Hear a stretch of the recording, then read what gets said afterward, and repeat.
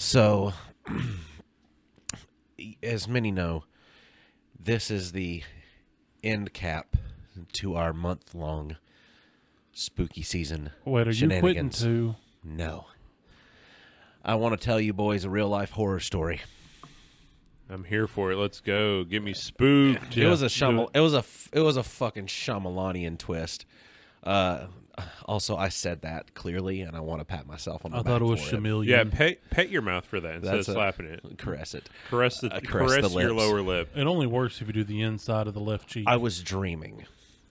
In this dream, my wife and myself were at the beach, and it was like I was reliving my honeymoon where we were at the beach, and it was so beautiful, and it was so warm, and the sand, I could feel the sand. The water was like inviting. I loved swimming in the ocean. I got out in the ocean a little bit, and I felt a warm patch in the ocean. I waved back at Trudy. She was on the land because, of course, she didn't like getting into the water, and I don't blame her.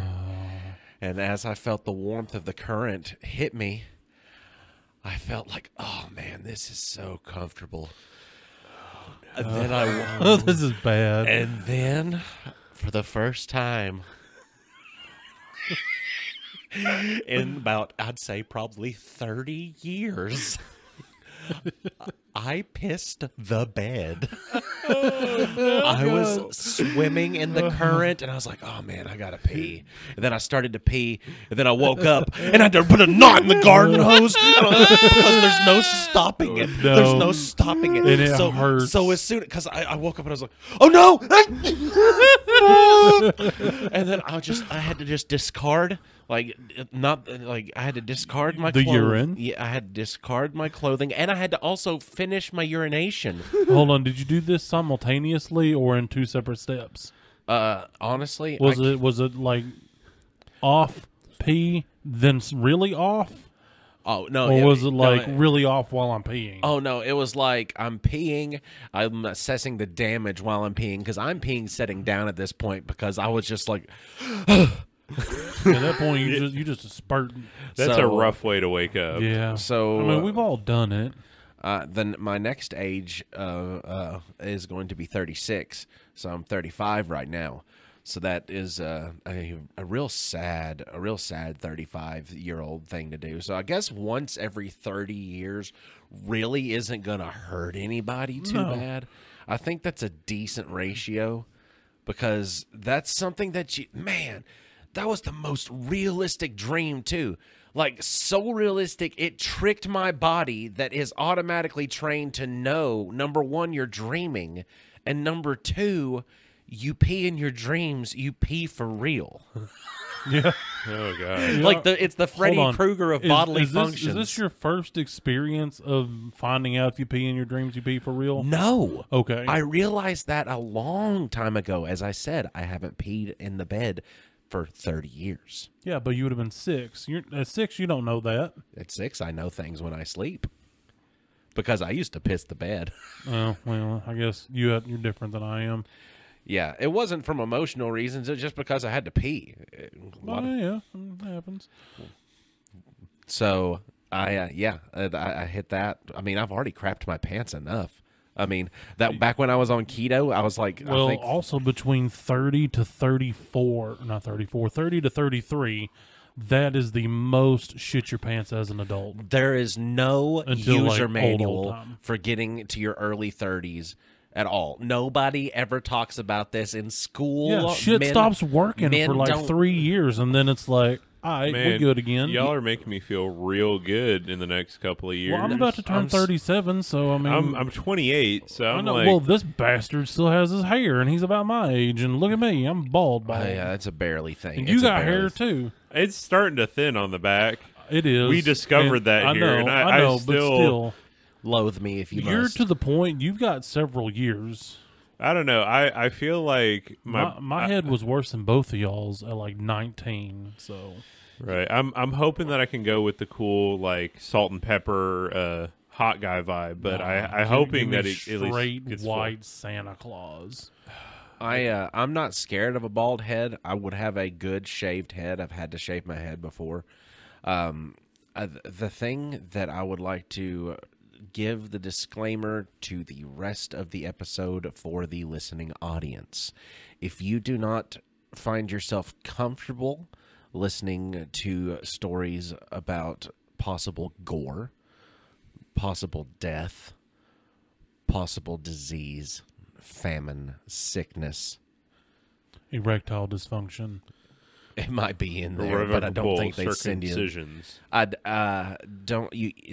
You might want to not listen to the rest of the episode if you're uncomfortable with that kind of thing. If you are comfortable with that kind of thing, I'm going to take the boys on a journey with some descriptors. Where are we going? Car ride? We're going to the.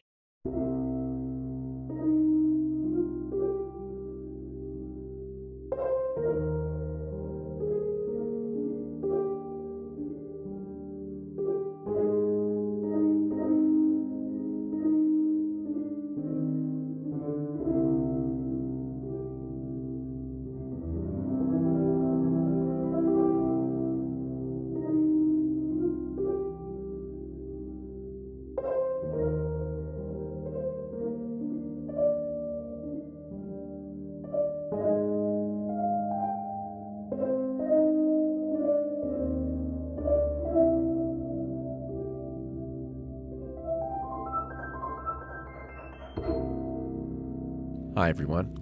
I'm Austin Shazam Pfeiffer. I'm Otto, the Taco Bell chemist, Cogdell. And I'm Austin Tiny Zent, the guy that's on this side. And we are Nerded Through the Grapevine, the podcast where three best friends gather weekly to talk about our favorite parts of past, present, and future nerd culture. You know, I should probably think of like one of those stupid middle nicknames like y'all do before we get here. But I never do. I just... Every time I say that I'm going to, and then I get to this point, and it's like, oh crap, I have to come up with something. My decision making process on that is if I have one fired up and ready to go, I'm good to go with it. Like, not that I've thought about it, like, but if in the moment I'm feeling something funny, but if I don't, it's just gonna be just, hey, this is me, saw, dude. Yeah, Austin Tiny, the porcelain eviscerator Zent. But- Exactly. You're right, I got it. Yeah, the porcelain eviscerator. So, Is that because he made a Taco Bell reference in his? That's kinda, and also when I move my bowels, it's like warriors come out and play. yeah. But It's my like Vietnam coming out of there. the actual Taco Bell chemist thing that I did today. So, listener, if you want to make your own Baja Sunrise, you take a large Taco Bell cup and fill it up with a third Baja Blast, a third Brisk Dragon Fruit tea, the purple one, and then top it off with Starry. What if they only have two of each?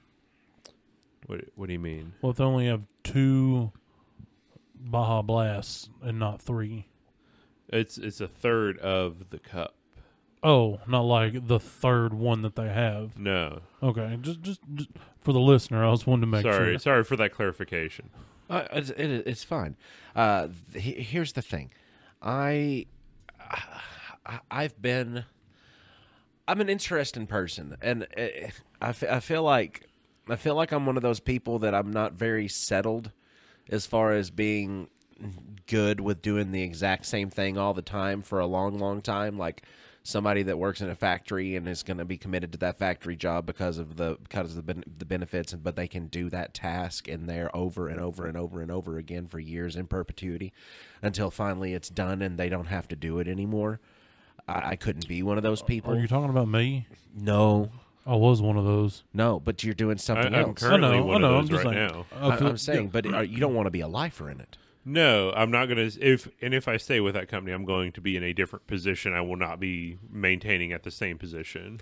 So what I'm thinking is, as I'm growing up, I do stay committed to some places, but it's never more than like 10 years. You know, and one of those things that I was doing was working at the YMCA. As the YMCA aquatics director, As a young man? as a young man, I started the job when I was 20, and as the aquatics director, I was over the pool, and I was over the scheduling of all the lifeguards. So Well, that's no reason to frown. well, honestly, it is a reason to frown because I think about that as a real life horror story just to begin it all with, because I was over the scheduling of teenagers. So Yeah. Well, wasn't you technically a teenager at that time? not at that point. I had to. I mean, I had duties. I mean, like, didn't you say you was like 19? No, I said I was 20. Oh, Oh, you were I just missed that not. part. You were Sorry. just not a teenager. And when I'm talking, yeah, just not. yeah, but 20 is still a teen in my book. But you can be hired on Yeah. as a lifeguard as young as 14. That's not. That's horrifying. Yeah, no, because I'm a large American. I am 300 plus pounds. I do not think any 14-year-old can carry my big ass out of the pool. They can actually. I used to help train them. I don't know, man. But- like some of them little stick boys that I've seen coming out of the schools Mm-hmm. recently, there's no way one of those little 13-year-old boys could drag my large American hind end out of anything. Those little red lifeguard things that they There are have. like 7 of them. Those lifeguard little inner tube things that they have are actually a really strong buoy that can What poundage are they rated for? they will reduce the load of somebody that they can get under and scoop it under. They can reduce the load of up to 300 pounds of that person. I'm also awkwardly sized. They're not going to wrap it around one of your legs. No, I'm saying They just take a random limb. I can't see a 13-year-old being able to take one arm underneath my shoulder and one, I'm assuming, through my groinal region and be able to hernia me on the side of the pool. No, they can at Wouldn't least they get do you. like an arm hook kind of deal? They can at least. I don't get- know. I'm not a lifeguard. But think about it though. Think about it. What if you were just under the water a little bit, and all of a sudden they got that thing up and underneath you, and they were able to scoop you, and then you were able to like actually like get out like with the buoyancy and everything to go along with it, and just you launch out of the pool, but then you come to as you're midair and you feel like.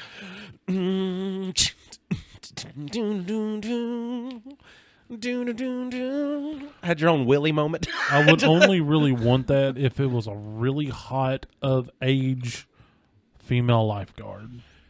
Hold me like the river Because look, Jordan. we all had that fantasy as a little boy getting rescued by the hot lifeguard. Well, yeah. Ever since you watched The Sandlot, you're thinking like, and hey, Baywatch. that could be me. So I tell you about this job because as I'm working this job at the YMCA, that's when I was introduced to my buddy Samson, who was one of my paranormal investigator crew, and he How had was his hair? he actually had many different styles of hair. He mostly kept a crew cut or a kind of like a faded side short top. That's unfortunate. He had the name to back up long hair. But anyway, he I did grow his digress. hair for a little bit, but it grew so curly, and he just hated how curly it grew. He got like fro-ish. Oh, that'd be cool. Anyway, But he introduced me to his friend Hunter, and I got to go on adventures with them because I think it might be the severe level of ADHD that I've had my entire life, but not been diagnosed with because it wasn't the kind that they really knew about back then.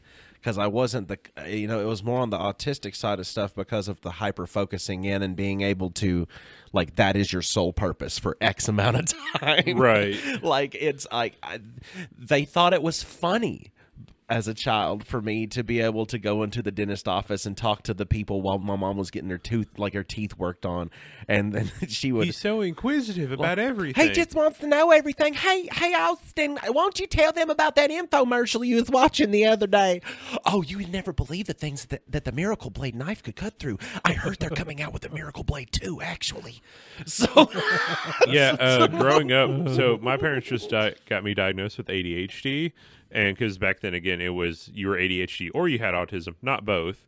And my two favorite things, like they should have tipped this off with them, was watching documentaries and watching the infomercial channel, were the two hobbies that I had, not cartoons. oh, dude, the infomercial channel, like, it still sticks with me. I can remember all the things that Ron Code did. That's a sidebar. We don't need to get into this. We got to tell spooky stuff. So with Samson and Hunter, they wanted me to come along because Samson was talking to me about because I'd been watching some ghost hunter stuff, and I was kind of just watching bits of it because YouTube was in the budding days of YouTube at that point, and you could get on there for free and watch things all day without an advertisement.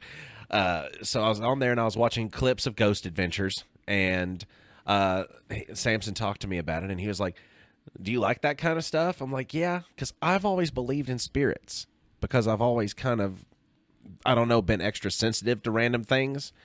And I've always believed in that. And he talked to me a little bit about what they would do, and they had all the equipment. They'd already been to a few places, and they had invited me to be a part of their crew once they got to know me a little bit better. And we were called Cumberland Plateau Paranormal. Nice. And we went a lot of places. How cool was the van? And every Toyota van that we got was absolutely baller. Nice. Because we would rent I say we, it was Hunter. It was Hunter's project. We were his workers. This is my realization later on, but I love it because it wasn't like he was a dick about anything. It's just like he was footing the bill for everything, and we were doing a lot of work for him. You were the unpaid interns. Yeah, and I was fine with it because you was getting life experiences. Yeah, I mean, that's still a sweet gig. I mean, that's the best thing is your friend pays for to do all the fun stuff, and you just get to tag along. Yeah, that's like a free super hobby. Yeah, that's the dream, buddy. It was a listen to this shit. I'm not This was a small town flex. Patreon.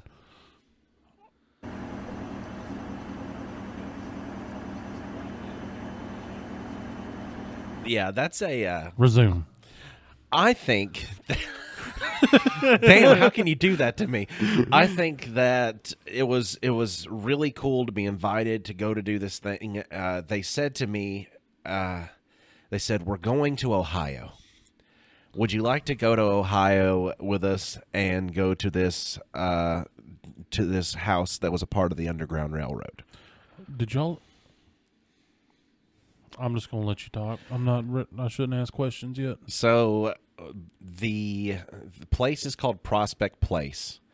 It is in Trinway, Ohio. This was my first location I ever went to. It was a small town flex because I said to them, because I'm a small town boy, you don't go traveling out of town much enough, especially enough to where you got to go tell your bank, like, hey, don't shut down my card. I'm going to be traveling up to here.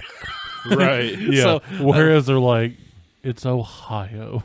and it being a small town, I mean, it's not a you go in and you say like, hey, I'll be traveling to this location. Here's my information and my verification. Okay, have a good day. It was here's that exact same exchange accompanied with, oh, what you going up to Ohio for? And then, how's your mom doing? Oh, well, Austin, I didn't even know you like that kind of stuff.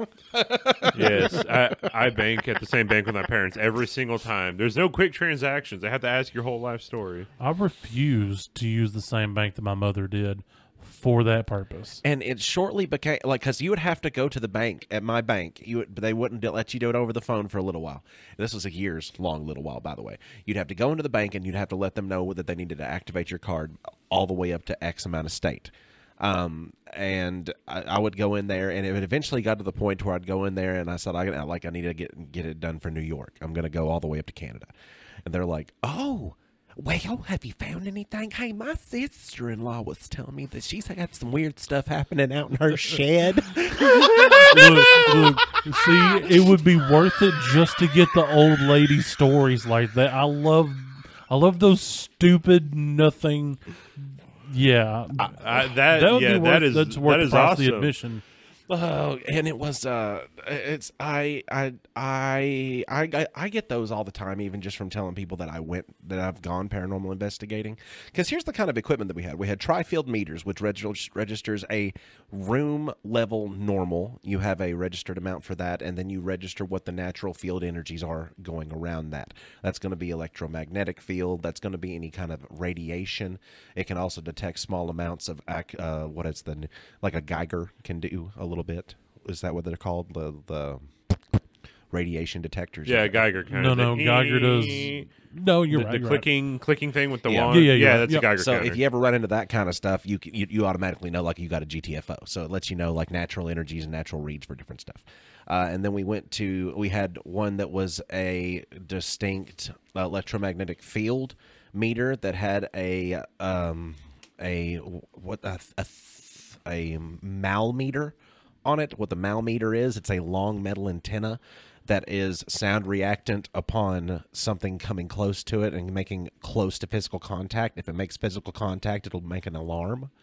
It also will tell you the active temperature. It was a thermometer as well. So you're just trying to basically melee strike a ghost. Well, it wasn't even about striking. It was just about registering whether or not something was there. Like if you felt like a presence was happening, I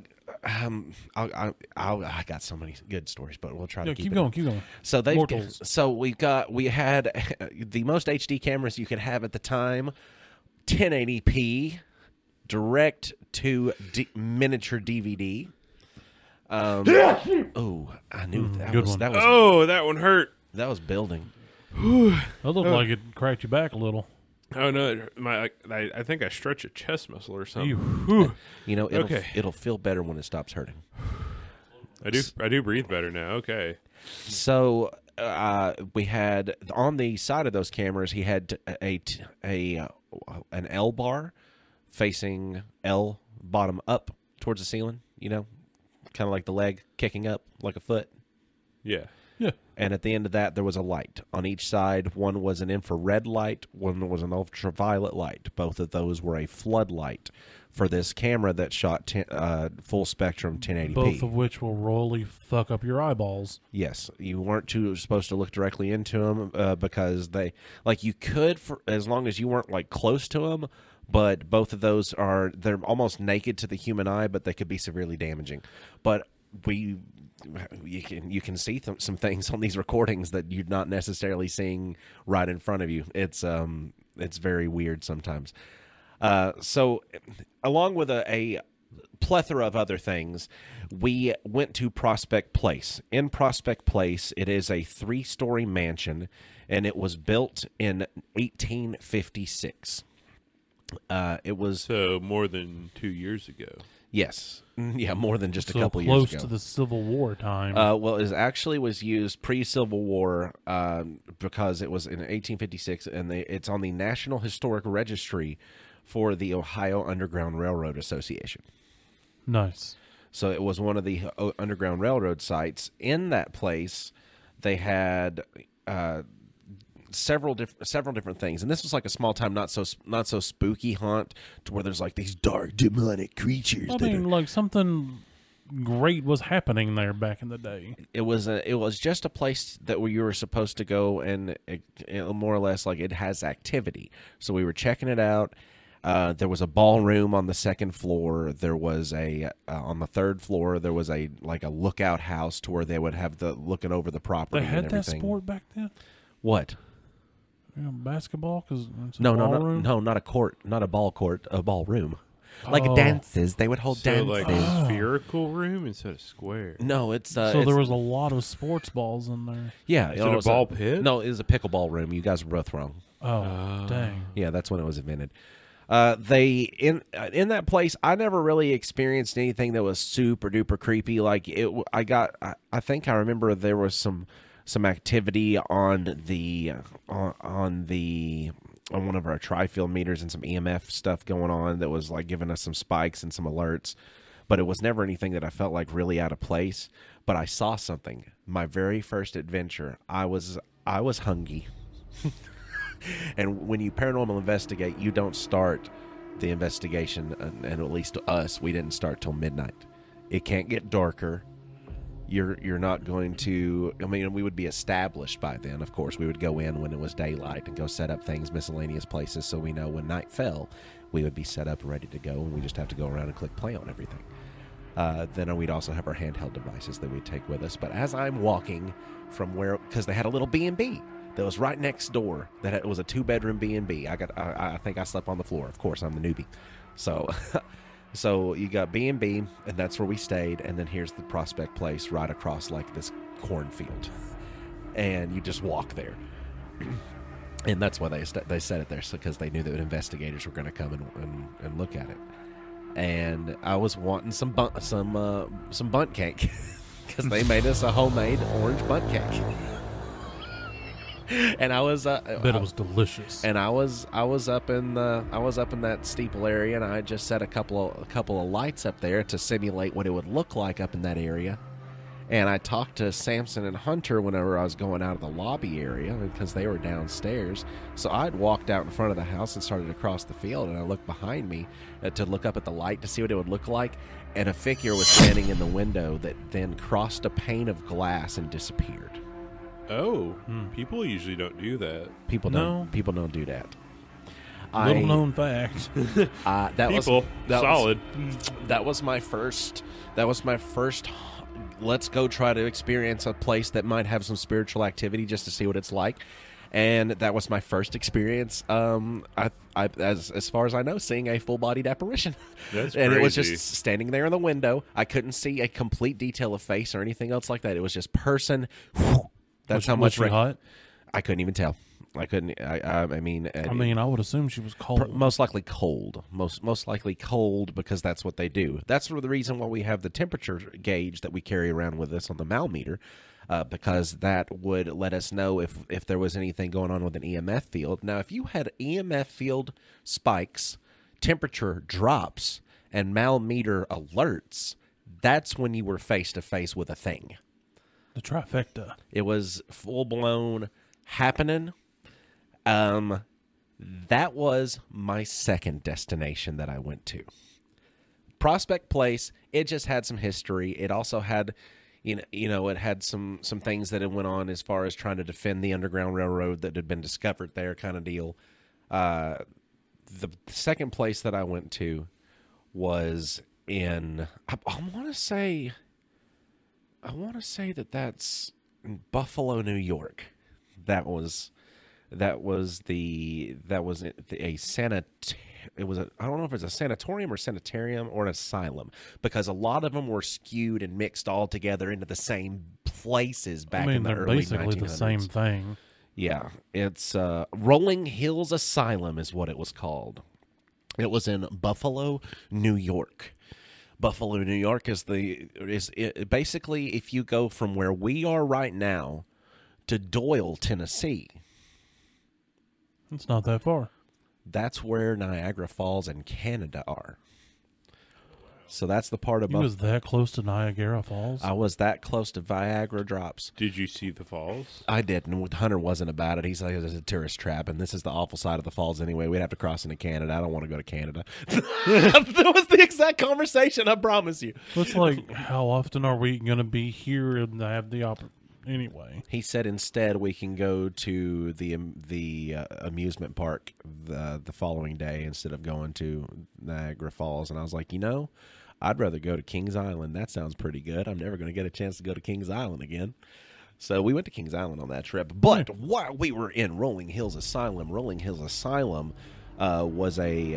built so long ago. It was 1826 when it was built. So more than 5 years ago. Quite a bit more than 5 years ago. It was used as an almshouse, a poorhouse, and as an asylum. The asylum itself doesn't necessarily have to mean for insane. That sometimes those that were insane or were differently abled or mental abilities weren't quite up to snuff with keeping up with everyday people, they would send them to places for care. it was kind of like pay setters before that existed. Yes, it's institutions where paupers were maintained with public funds to include orphans, widows, and the handicapped. When it was considered an almshouse, that's something that's a house built for a charitable person or organization for poor people to live in. Same idea, lumped into the same thing. Asylum, a shelter or protection from danger for those too ill to care for themselves. Or an institution offering shelter and support to the mentally ill, a refuge, sanctuary, or safe haven. In this place, I got to see that mal meter go full function, and I got to feel my body go full function.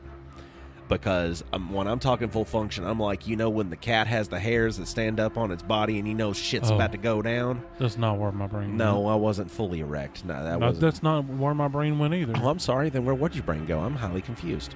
Pooping, peeing, vomiting, and second peeing all at the same time. Oh, my God, no. Canine finishing? And nose snotting. Yeah, and Crying. A full release, as some would A say. full release of every bodily function. That's where my brain went. yeah, no, it I was like, wasn't. that'd be awful. It was more or less like all of the electricity that's around it in my body was kind of like on the outside of it. This woman, for some reason, had a connection with one of the spirits in there. It was like she said it was a little kid, is what she said, and I can't remember the little kid's name. It was on the recordings that I wasn't able to get a hold of, but he is basically, she would just like talk to him and get some responses and stuff. And our mal meter, we were watching it and we had it sitting on a table in display mode, and it was showing us, you know, the temperature of the room. And while it was a certain temperature, it would remain in the red. You know, this is how warm everything is. But if it once dropped below like X amount from its starting temperature of that area, it would turn blue. So once it dropped like a 5-6 degree difference, like all of a sudden it's like, okay, this temperature is dropping. It dropped like 20 degrees in that one spot, right where she put it. There's no working air conditioning in the building. It's not sitting in a breezeway. It's in a room. And the mal meter's just kind of having one of those things like, oh, he's getting excited. He's actually he's actually talking to us, and he's trying to communicate. Would you be okay with dancing? And she starts dancing. The machine starts going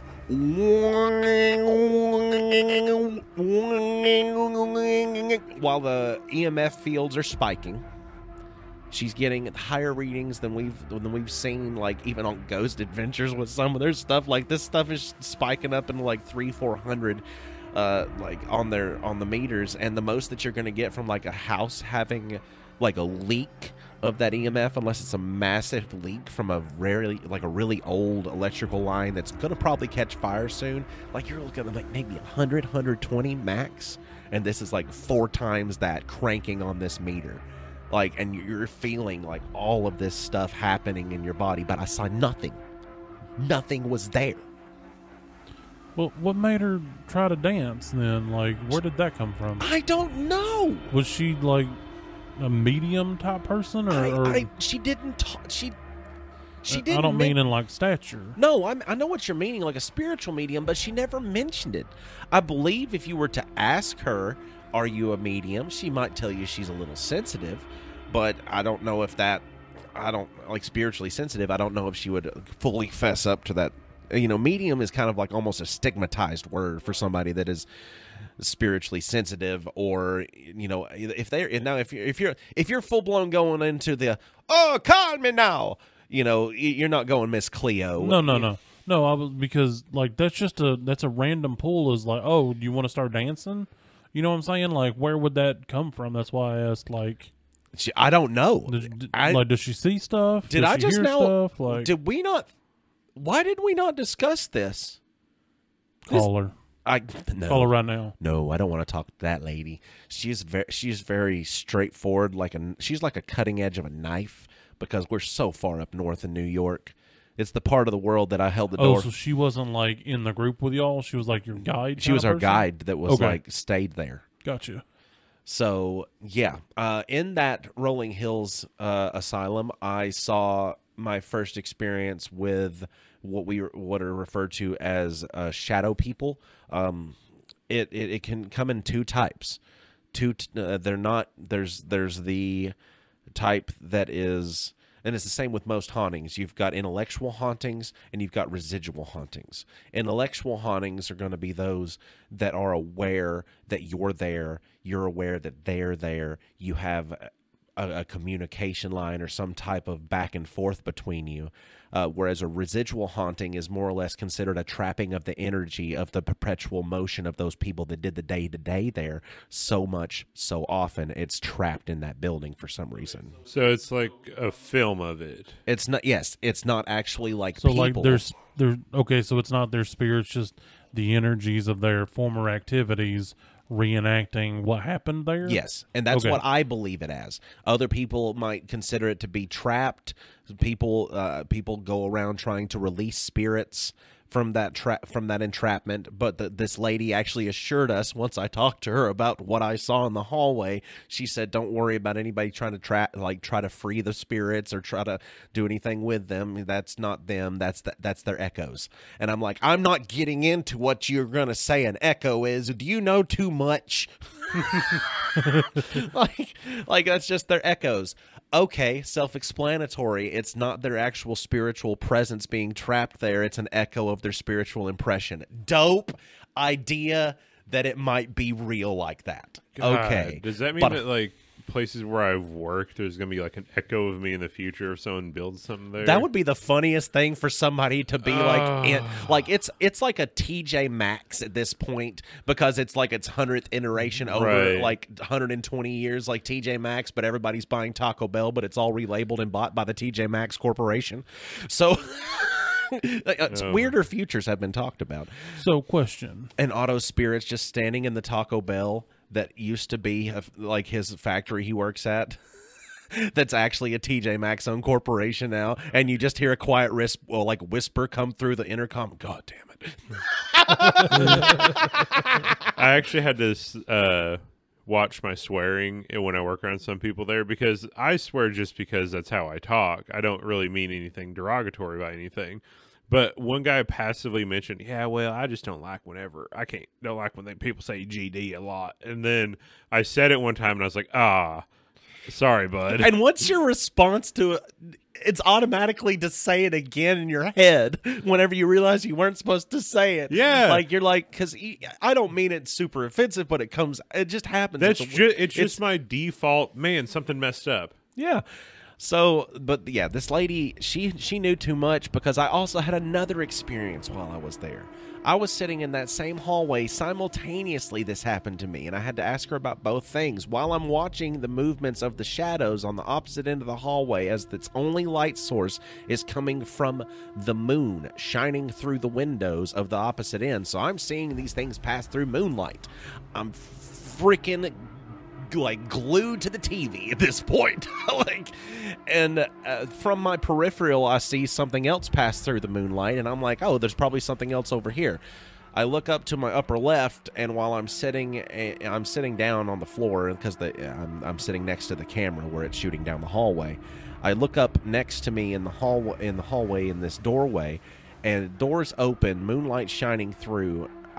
And there's a figure that's almost as tall as the doorway that's blocking out the doorway. It's just a shadow, just standing there. And I look up at it, and I move the camera to try to get it, and it vaporizes into the ceiling. And then it whips away. It's like vape clearing out. Like it's like somebody just went and went up through the ceiling. And I was that's the reason why I had to go talk to her, because I was okay with seeing the things down the hallway, but seeing that kind of rattled my don't feel goods for a second, because you wonder, like, what is that?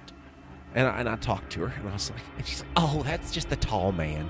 Like, which room was that in? I like, it was right next to the double doors on the change side of the hallway down there, shooting out towards the.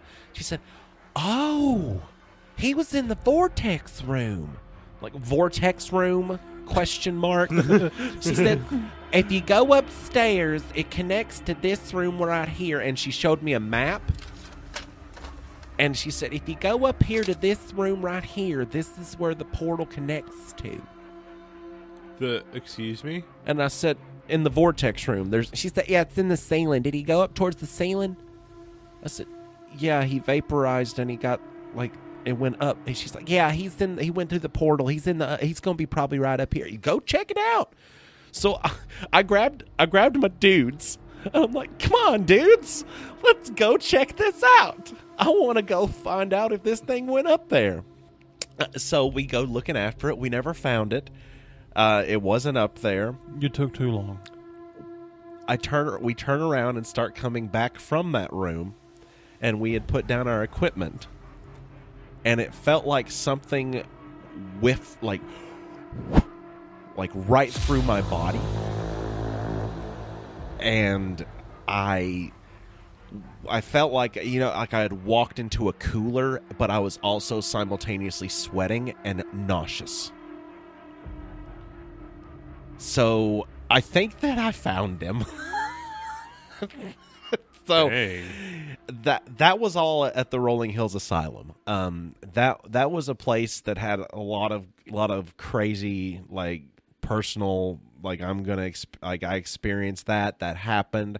I feel like there was only a couple places that I went that I didn't enjoy, as far as like there was nothing really going on, because the story behind them is spooky, and the story behind them is kind of, it's gross and grotesque and it's gruesome. But that's in the Villisca Axe Murder House. I don't know if you guys have I've ever heard about of that. this one. I've heard of it.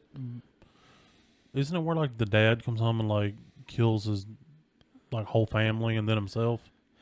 Or am I thinking or is that just a trope I'm thinking? That's a different. It's the unsolved murder. Like an entire family was axe murdered, and no one knows who did it. Yeah. Okay. Yeah, and Yeah, I've heard of that. See, because what happened was the house was just a standard house. It's nothing crazy. It was built in like 1912. But it was a relative. Also, content warning, is this going to get this is going to be an extra like gory, gruesome. Well, we gave part of a it. warning at the very beginning. I know, but I didn't know some people were like trying to If get they're out. still listening, it's their own fault. We Okay. warned you at the top. I'm not going to go into the grotesque detail, because it did consist of the death of 8 people in the house.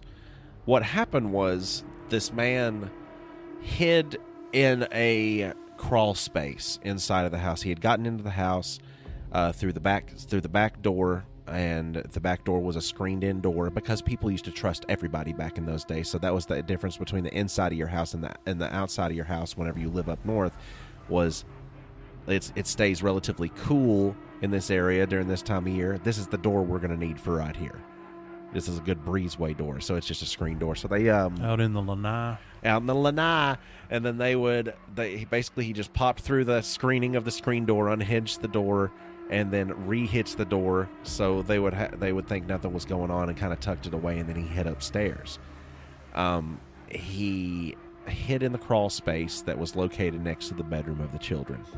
On the way through the house, he grabbed the wood splitting axe that the father kept next to the chimney.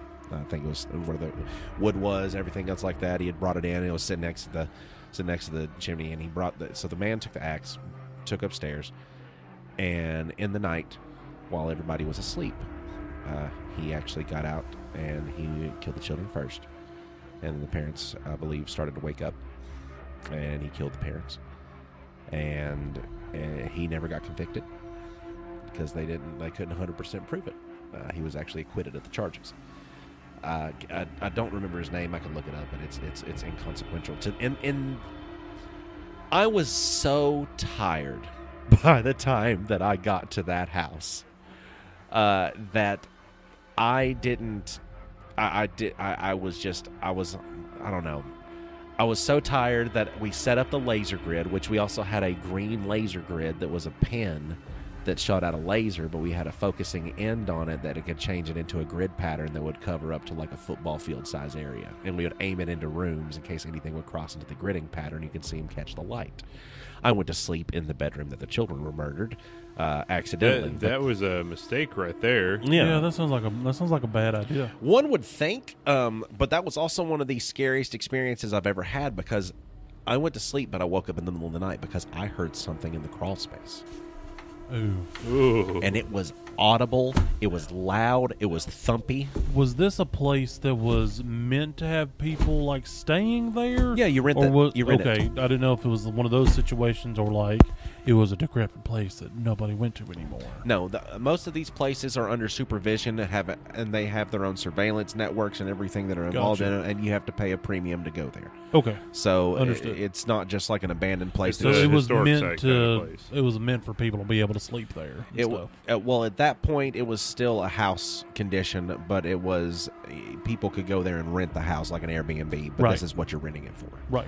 So we wake up to the sound of this intense, loud thumping that's coming from the inside of the crawl space. And Samson grabs me, and he's like, "Hey, dude, do you hear that?" I'm like, "What?" It's coming from the crawl space, man. It's like, "Yeah, we got to check it out. Let's check it out." let's grab a flashlight. Let's flashlight bomb whatever's in there. Because I don't care about no. It's our only weapon. I don't care about investigation, anything anymore. I'm scared right now Because I'm going to kill it. I don't need to study it. And Hunter in all of his majesty comes through and he has a recorder in his hand. He's like, "Go in there!" Beep beep beep. And you're like, "If there's anybody in there, I want you to respond to us. Let us hear your presence again." Like, it's fucking on, boys! It's on! Spiritual warfare at its best! So we crack open the hatch of this crawl space. We open it up expecting the spirit of some, like, demon-possessed, axe-wielding murderer. And, of course, I send in Samson. So, Right. He's the sacrifice. So I said, "Samson, you got this." And he goes in, and he's the Birdman, and he hops in. Like, he's the Birdman. He's the canary in the coal mine. I call him the Birdman because of the noises that he makes when he's afraid. It's very bird-like. Well, he's also the canary in the coal mine. If he drops, we run. So Samson gets in there and he steps into the crawl space and he's looking around and he's got I hand him the handy cam. He gets the handy cam and he's filming with the handy cam. And you hear it. Like, and he's there. Like, "It's okay, Birdman." And then in the flashlight, you see it. Scarier than the demon of the axe-wielding murderer. It was a bat! Oh, big old!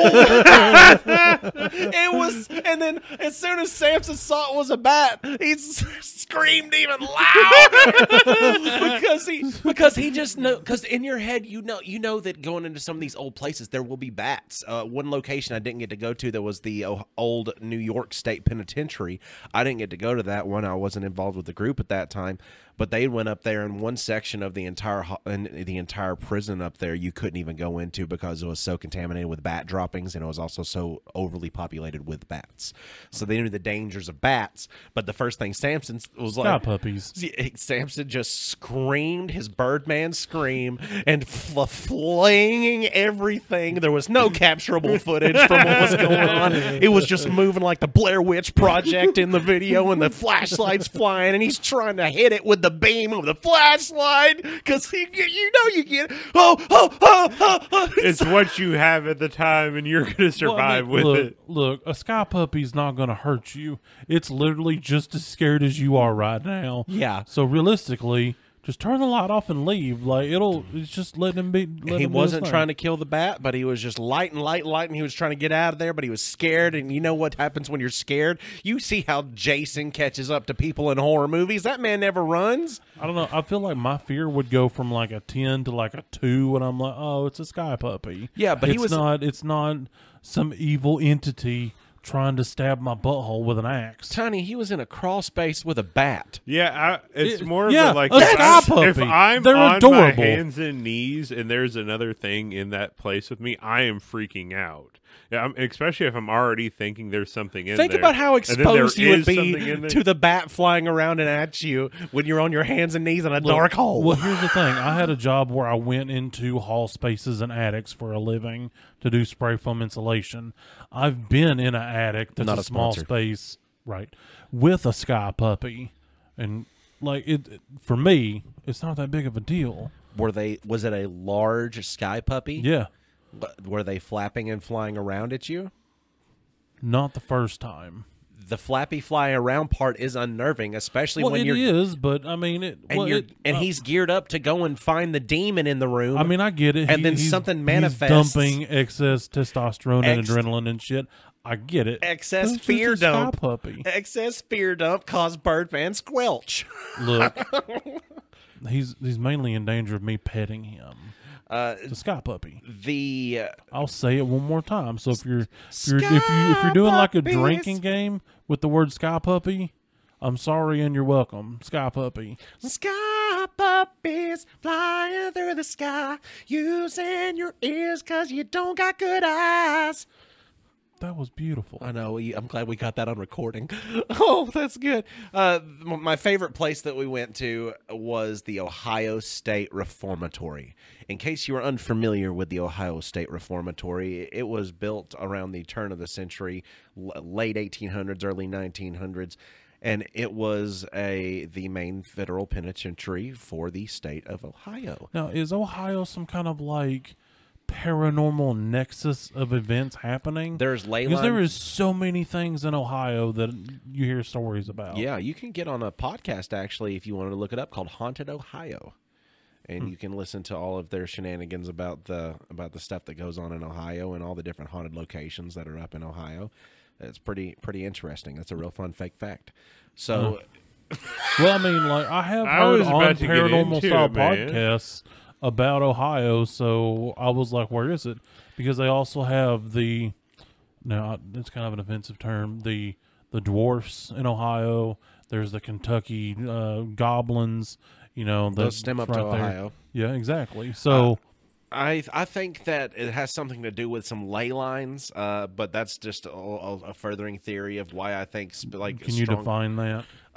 like energy points to where the electromagnetic field of the Earth intersects in stronger points than it would in other spots of the Earth, which would be almost like an anchoring effect or a drawing effect for spiritual energy. So then, yes. Yes. But so what I'm thinking is, you should know the Ohio State Reformatory, especially if you've ever seen the movie with Morgan Freeman called The Shawshank Redemption. Oh, that's what. Oh yeah, because they use it for filming. They filmed The Shawshank Redemption in the Ohio State Reformatory. I think they also did parts of the Green Mile there as well, if I'm not mistaken. They did that in the Nashville State Penitentiary. Oh, is that where that was? Yep. Okay. I always forget that Shawshank Redemption is another Stephen King one. Yep. Because it doesn't have any of his normal like spooky scaries. Yeah, it's true. It's more or less just a really well written everything. Yeah, And a he's got fantastic several movie. of those. Yeah.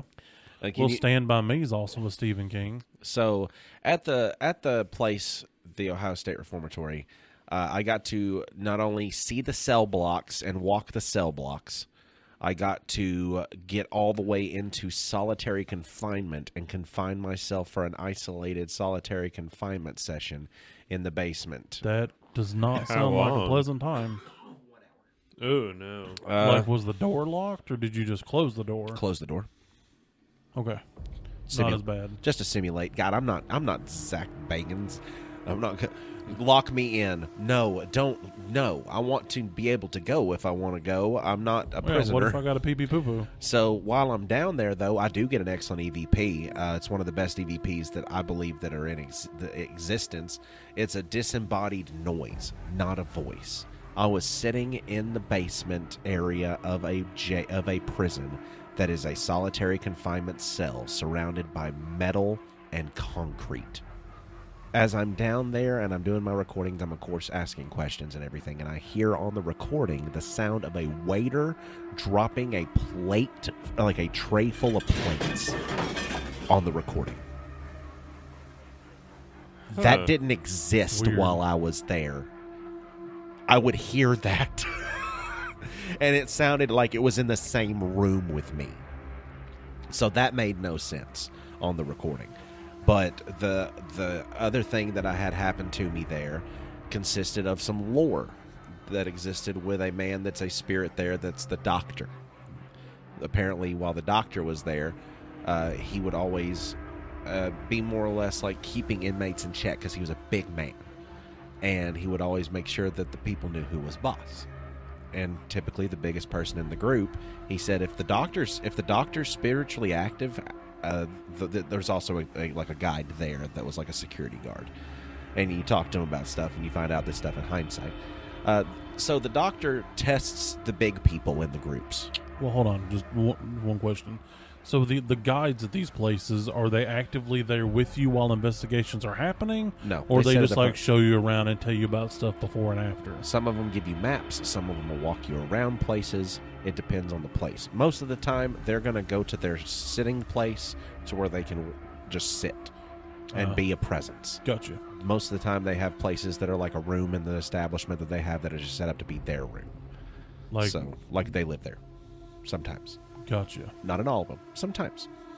So, in this place, I got to hear the lore of the doctor after seeing what I was mistaken about.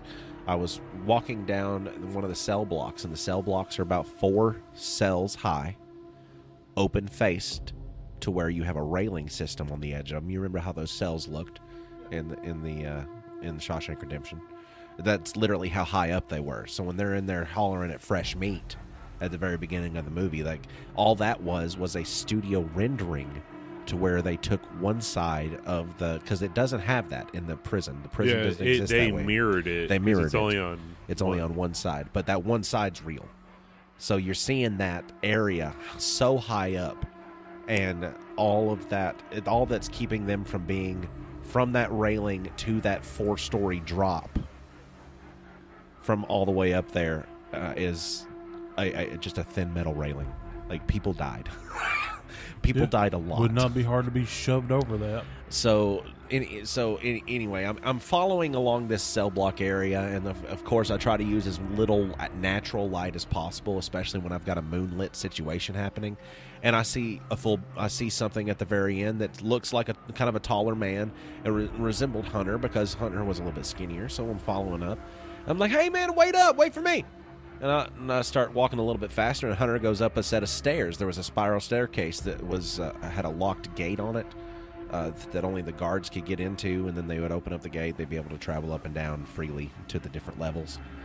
So I saw him walking up the, of course, dark, but also moonlit. Right. So I start following him up the stairs. So I get to the end of the cell block, and I'm like, "God, why are you walking so fast, dude?"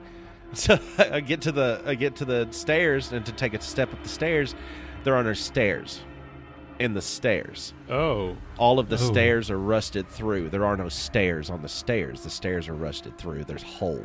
There's just hole. But you saw a figure walking up the stairs. Saw the figure walk up the stairs. I was about to try to walk up the stairs to follow what I thought was Hunter.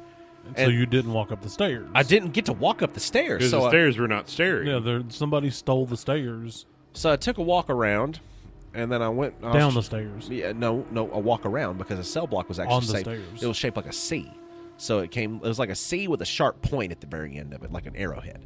Gotcha. So at the very end of the arrowhead right there was where that spiral staircase was, and then here's the start of the other side of the cell block on the opposite side. Okay. So walking down the opposite side of that, going down to where the equipment station and everything is, because we had an isolated equipment station room for charging batteries and all this other stuff. So I was going to that, and as soon as I walked in there, there's Hunter tinkering with a device, and I said, "Guys, I just saw this, and you're sitting right here." He says, "What?" Because he's just clueless as he's like, "What are you babbling on about?" Because I called him the wizard, because when he spoke, oftentimes he would speak in this manner, just to make sure you understood that the next words coming out of your mouth were serious and not just trying to fabricate anything for the sake of a story. And I said, so Hunter said, "What did you say?" I said, "It was over there. I tried to follow it up the stairs." He said, "Okay, well then let's go." And we walked up to the front desk, and we talked to the guy to see if there's ever any reports of full-bodied apparitions going around in this area. And he's like, and that's when I learned the lore of the Doctor. And he told me that if the Doctor is active, the Doctor picks the biggest person in the group and tries to make an example out of them. And I said, "What does that even mean?" Tries to murder you. And I said, "That doesn't." I said, "What?" He said, "Well, it's people have reported having marks on their bodies from being hit or being scratched, and all this." And I'm like, "Okay, that's odd." Well, I saw him. He's like, "Well, that means he's probably active tonight. If you saw him, and if his office, if you wanted to go do an isolated recording session, is located at the end of that hallway that you just passed." So he said, "I can go unlock the office, and you can go do a session in the office." He said it's kind of a mess, because it's where they keep all of the stuff for when they open it up for museum tours. It's where they keep all the different toilet fixtures that they had in the museum in the prison system for its entire operating years. So it's like where they kept all of the different, toilet lid styles and sink styles and faucet styles and everything else that they had in the prison over the years. and I went in there, and I did do an isolated session in there on recording to try to just talk about what was going on. So I was provoking being that I was trying to say mean-spirited things to a spirit in order to try to get a provoked response. Like, come at me, bro. Like, you smell bad. Like, bagging style. I think something along those lines. But mine was I was trying to like be a smartass about it. I'm like, wow, what a great place to just hang around for the rest of eternity. You used to have control of this office, and now they put all the shitters in here. And I heard a couple clicks inside of the room, and I try to talk to the clicks. I'm like, if that's you trying to say something to me, you're going to have to speak up a little bit because my microphone can only pick up so much. So if you're wanting to talk to me, you're going to have to be loud about it. I said, otherwise, this whole intimidation thing you're supposed to be doing with the larger folks isn't going to work. And then the clicks got a little bit louder, and they started pulsing.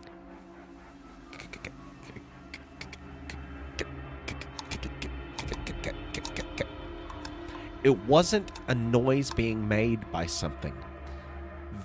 The toilets and the faucets were starting to vibrate.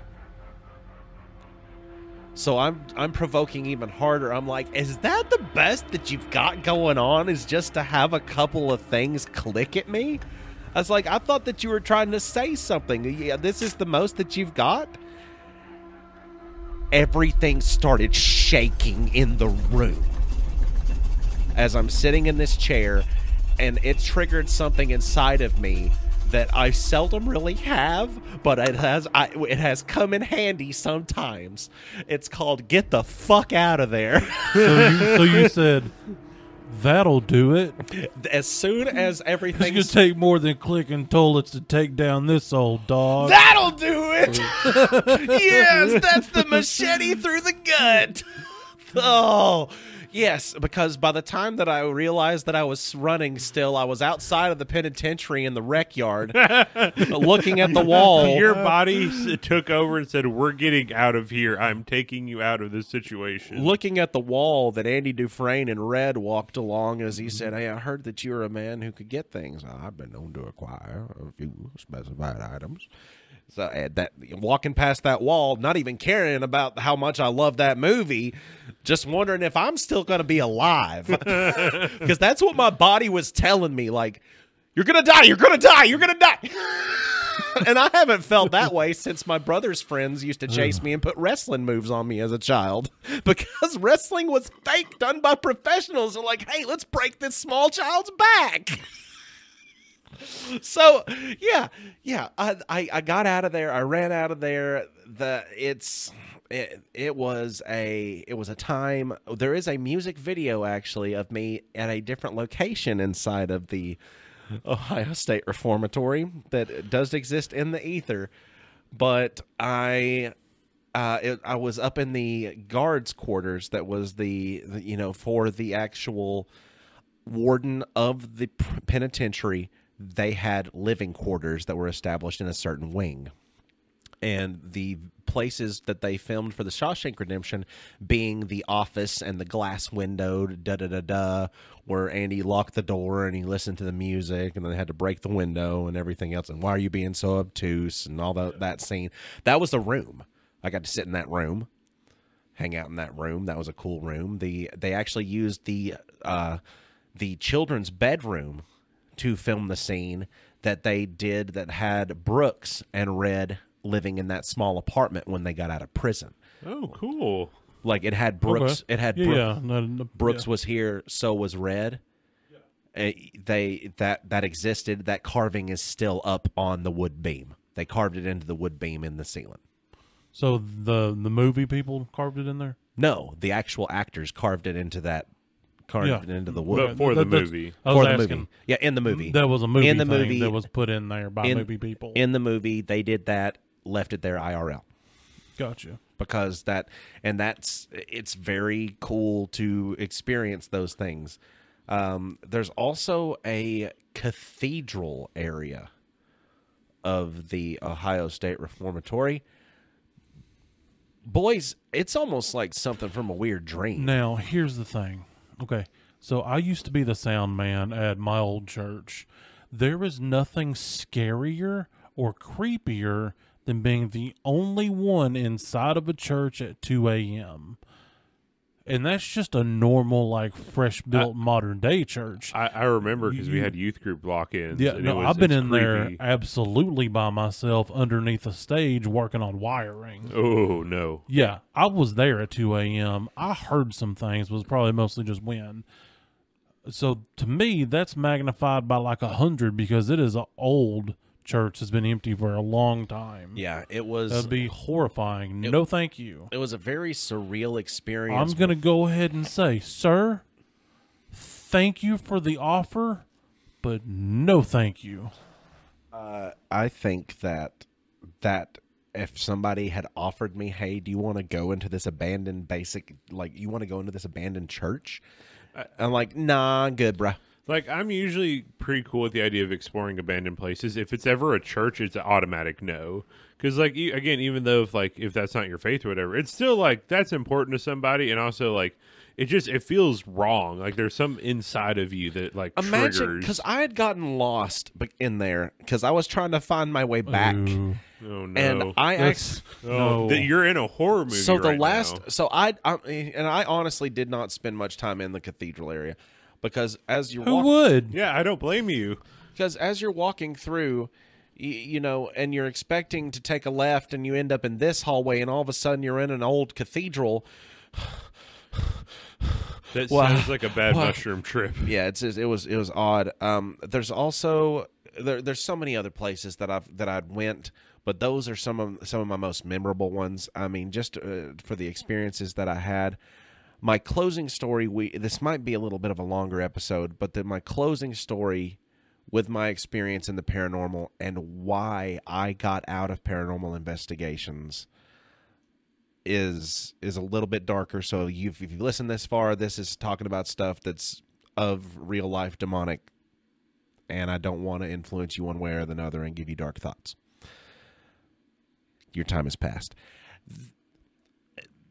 I'd slowed down a little bit on my ghost hunting and stuff just because I'd gotten busy. Life goes on a little bit, but you start to wondering about things like all these dark places that I ended up going, of all these things that I've provoked, of all of this stuff that I've asked for. What if it was to make itself known in a way that wasn't directly what I thought or would associate with me? You know, like has to do directly on me. And I started doing research into what could happen to your loved ones or pets if something of a darker entity was to try to take a hold of you by oppressing you and depressing you with the sacrament of your loved ones, or something that is weaker like your pets. They do that. I've read several things about it. So what happened was my neighbor that I had living in my mom and dad's house, you guys have been there, you saw the toy chest. The lady that lived next door before my aunt bought the house, she was a very old lady. She was probably about 89, 90, about 4'10", doubled over, candy cane spine. On the right or the left? It was full down the middle. No. Which house? Oh, to the left. Okay. Not the one that looks like a cool architectural design house, but the one that looks like the house. Yeah, it's just the house next door. So she lives there, and my mom was talking to her one day because she had come over to bring a bottle of wine to my mom because she liked to share her wine when she got some. It was Mad Dog 2020. Anyway, I don't ask questions. It was Sparta. So she was over there talking to my mom. She said, as my mom was talking to her about where I was off on it, you know, I'd gone off on an adventure doing this and that with the ghost hunt and stuff. And she said, well, that's funny you say something about that because I've been having some stuff go on over at my house. And you know, it's the same reaction every time somebody says something like that. Oh yeah, what kind of bullshit's this? She said, well, they had this little boy they would babysit named Tyree. And Tyree was probably about 7, 8 years old. She said, he's been having some stuff happen whenever he was at our house. And I think it was just, I thought it was him just playing and acting out for a little bit, but stuff's getting a little strange. And I was, and she said, well, if you wanted to talk to Austin about it and kind of pick his brain on what might be going on, just let's let him know. He can try to even help you talk to Tyree if you want to. I was like, okay, cool. I can help out. And I talked to them a little bit, and what had happened was they'd had stuff start happening in a slow progression. Pictures would start kind of moving themselves, like picture frames not facing the exact same direction, and you notice the light shift a little bit off of them because they've moved. Stuff would then start falling off the walls. Furniture would shift itself in positions that wasn't natural to the way that you would normally have that, and it would be minute things like Tiny tried to pull the prank on the vape shop Prime to where I did pull the prank. Vape Sack Prime. Tiny would go in there every day. I think he did it for almost 2 months straight, where he would scoot the couch just a 1/4 inch closer to the door, and it would be something. It became that plus so many more objects. But it would be something like that. But she had thick, puffy carpet in her room, so you'd see the indents. You'd see the indentions, and you'd think like, okay, because she said this is why I thought that he was acting out. And he was doing stuff, and I'm like, okay, well, I guess maybe moving some furniture and trying to do something, just to aggravate. She said, but the last thing that happened really got me a little worried because he flipped the coffee table over, and he was standing on. He came, like we heard the thud, and he was looking at the coffee table, and they were both like his mom and Helen were in the kitchen, and they just heard this big thud, and they went into the living room. The coffee table was flipped over upside down. The coffee table was 5 feet long and about 3 feet wide. It was a rectangle and it was made out of oak. And how old was this kid? 8 years old. No way. Yeah, no, that's not no. I went over there with my crew because I was like, okay, there's certain things that need to be done and I need to ask some questions. We caught portals on video and portals on picture. Can you explain what those are? Rips in the fabric of space-time. Okay. It can be very easily debunked by, you've got a messed up lighting source. There was a weird exposure to the way this picture was taken. If you take a picture with no flash and you have something creating glare that doesn't pick up on normal spectrums of light. Yeah, that means there's something there. Yeah, that's not a light trick. It was a rip in the wall. We caught voices upon voices, basically hours of underlying chatter to our conversations we were trying to have with intellectual spirits. Barely getting responses from anything, but still getting responses nonetheless. On recording, I made a joke about a man who was working out at the YMCA at the time while I was the aquatics director, and he was constantly abusing steroids. And I said, that's going to end up like me whenever I'm his age. I'm just going to, always be in the gym and have a needle in my butt. And a voice came over the recording saying, "That's funny. I too use needles." I don't like that. Yeah, no, that's I don't exit the building. I don't like that. The following questions that we asked were consisting of trying to figure out why they were going after the boy. Don't worry about the boy. You can leave the boy. The boy's fine. We don't hear any of this. This is all EVP, electronic voice phenomenon. This happened in an underlying current to where we can't hear it, but it picks up on electronics. I believe in this. I've seen it work. I don't like that either. Then something else. It wasn't words. It was a sound. It was guttural. It was low. And it was tonal. You could hear I don't... Leave the boy. After we found out this information, I talked to Helen and I said to her, we need to get somebody here. And she said, well, it's okay. It's been quiet. Nothing's been going on. We don't really have to get worried about it that much. A couple weeks go by. We're having a cookout at my house, and my sister's there, her husband, my mom, my dad, my aunt, her boyfriend, and Helen walks across the threshold of the yard, comes over while we're having a cookout, and she comes and grabs me real quick, and she said, "Austin, it's doing it again." So what's it doing this time? It won't. The furniture on the porch. It keeps laying the furniture over on the porch. And they were just trying to sit on the porch, and it wouldn't let them sit on the porch. Whatever was coming around had apparently been creeping up and not staying with Helen. Was the boy there? The boy was there. Who? It wasn't after Helen. It wasn't a residual haunting. It was after the boy. Turns out the boy's homework had started going missing, even though the mother sat up at night with him because, you think your boy's not turning in his homework. He's just being lazy. He's not doing it. He's lying to me. So sit up with the boy, does his homework to completion, sends him to school with it. He does not have his homework. Light bulbs exploded close to him while they're sitting at the house. See, the reason this stuff wasn't happening with Helen. So it was on the boy, not the house. It was on the boy. The boy was in a state of what my readings would tell me is demonic oppression. Because what they do is they try to oppress you and isolate you and make you feel like you're the cause and the reason that all of this bad stuff is happening. And it was tormenting him. I told her, I said, if this is all that it's doing, and it's flipping over this furniture, and it's been showing off to the boy the way it's doing, I said, it's only so strong. I said, it's only so strong. And I provoked it like an idiot. And I said to it, I said, don't set the furniture back up. Don't set it back up. It's not, if this thing is as old as the dawn of time, and the most that it's got to do is flip over some furniture and scare somebody young and old, don't feed into it, because it's not deserving of that fear. They left the furniture down there, and I was yelling at this point. Yelling. Nothing was happening. And I turn around, and my dad and Roger, that's my aunt's boyfriend, and my sister and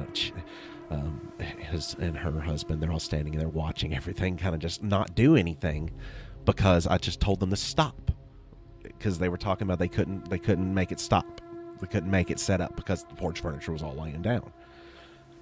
I take one step off of the porch, and they start screaming because there's this little cast iron footstool table, Yeah. and it picked itself up off the porch, and it was hovering in midair. And it almost sounded like a whip crack, kind of like a mixture of high-pitched crack / and it hurled itself into the middle of the yard towards the people that were standing towards the road watching. Then people don't believe you because you call the Catholics. They got that magic. They still practice. Yeah. Yep. That. You got to fill out a form. You got to wait. Because they think you're a hoax and you're pranking them. I get it. Yeah. I get it. It was serious. I called I forget what the other ones were that were the secondary that also have the rites of exorcism within their. No, not the. No, there are being people trained by the Vatican. Yeah, but They're demonologists. not the demonologists. It's another. It's Christian sect. it's another religion that's of the Christian sect that also does their own version of exorcism. Probably, I'd say Greek Orthodoxy. Orthodox. It's one of the Orthodox. So, 'cause they're similar to same Catholicism. reaction, same everything. I ended up having they ended up calling the local pastor of the church that my brother and sister were going to, and they ended up having to pray over them for days and days. They prayed in the driveway, and you almost felt like a release of tension happening. Trying to combat this good versus evil. But I feel like that the family had been pushed into such a vulnerable point spiritually that they could have been manipulated easily into just starting to have hatred towards the boy. And imagine how strong that anchor would have been at that point if the hatred that was the love and concern had turned to hatred and annoyance and aggravation towards the boy for stuff going on. What are you doing all of this for?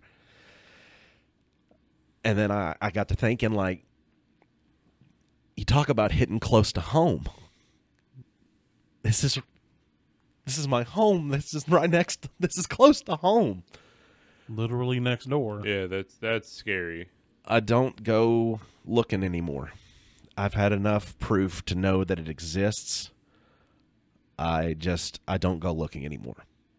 So, oh, by the way, that caused me some Discord. There's a link in the description. Yeah.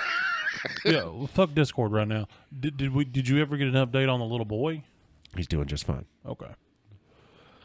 His older cousin actually just walked into Vape Sack Prime not too long ago. And he purchased some vape stuff. I hadn't seen him in forever, and I was like, God, everybody's growing up. But yeah, everything's fine now. Helen took a quick decline shortly after that. I don't want to think it had to do with anything spiritual. I hope it didn't have anything to do with anything spiritual, but she did develop a very quick onset dementia at that point, and she passed away very shortly after. I don't... 89, 90 years old, it's really tight rope of correlation and causation there. Not thinking. I don't think that anything went on with that spiritually, but I do believe that the conflict did get resolved for them. I just know that there are a lot of people's lives that'll never be the same after that day because of the nature of the spiritual activity that they saw. Was undeniable proof that this isn't just sometimes Hollywood. This is sometimes literal. Things can exist. But I'm sorry for the extendedly long episode, but I just thought that I'd share some story time with you guys the spookiest way that I know how, and that's some stuff I went through IRL. Yeah, no, I was hooked. I was here for it. Yeah, same. Because I believe that there's stuff out there, but I believe that it's a lot of the times that people see isn't real stuff, and it's kind of on the fence about it. But I'm like hooked on to listening to every word that you're saying about this. Well, it's like I've experienced some stuff in my normal day-to-day life that, I mean, granted is minor stuff, but I have, through the course of my life, experienced different things. I about got a little choked up talking about it because I don't think about it very often, because you like some of the things that I saw, it felt like I was going to the zoo. You know, you go to the zoo, you see the chimpanzee exhibit, but for some reason the chimpanzees are not out. You know, it's kind of like going to a place that's a haunted location or a spiritually active location. It could be active, it could be inactive. There's no guarantee something's going to be going on all the time. But to me, it was almost like going to the zoo for a long time. But at that point in time, I felt like I might have had contact with an invisible lion. Yeah, that wasn't going to the zoo. That was getting in the lion enclosure. Yeah. It's right there. And I don't want that. I don't want that. I don't want that. I don't need that. It did have something weird happen shortly at my house thereafter that had taken hold of my dad while he was sleeping, and it was starting to affect the televisions, and we got that cleansed very quick, fast, and in a hurry. After the first night that I woke up to the sound of somebody walking through the house with boots on at 2 a.m, and then I get to my dad's bedroom where it sounded like the boots were walking, and my dad's laying in a puddle of his own cold sweat going, it's gone. Some of this shit you don't fuck with. Some of this shit's very real. Yeah, leave that alone. So Don't keep touch in mind, if you ever get in the mood that you think you want to go step out into the world of paranormal investigations, make sure that you are going to places that are not known for the darker spiritual energies. that is messing with something that you don't quite understand, and I don't feel as humans can fully comprehend and understand. There are several methods that people used over the years for contact. We talked about Crowley in the older episodes. It's something that I've seen personally that you don't need as a person to fuck with. So that's my sign off for the darker spiritual entity stuff. Zach Bagan, Don't try this at home. Zach kids. Bagan learned the hard way. He lost his sight for a little while. Fucked his eyes up really, really bad. They demolished the house. He bought the house that contained the spiritual entity. There's a movie about it. I'll tell you all about it later. Thanks, everybody, for listening to this Halloween spooky episode cap. I hope that you, well, not cap. It's actually no cap if you want to get with the kid lingo. You know, we did the Otto's trans- wearing a cap. He's wearing a woolen cap. That's a batogan. If you don't care, spread the word. Tell everybody listen to the Spookies with us. It is the season to be spooky. And yeah, find us on all of our platforms. We'll holler at you later.